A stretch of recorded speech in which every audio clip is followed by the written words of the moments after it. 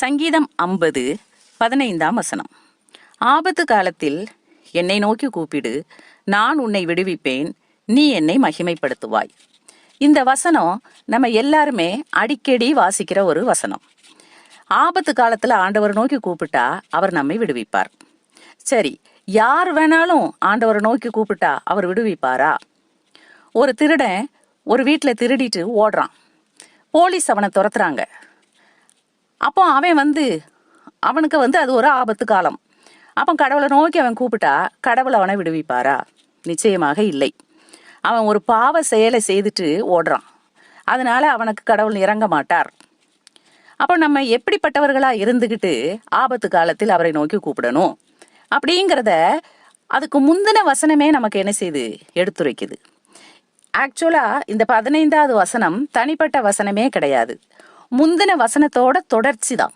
பாருங்க, 14ஆம் வசனத்தை பாருங்க. நீ தேவனுக்கு சோஸ்திர பலியிட்டு உன்னதமானவருக்கு உன் பொருந்தனைகளை செலுத்தி ஆபத்து காலத்தில் என்னை நோக்கி கூப்பிடு, நான் உன்னை விடுவிப்பேன், நீ என்னை மகிமைப்படுத்துவாய்.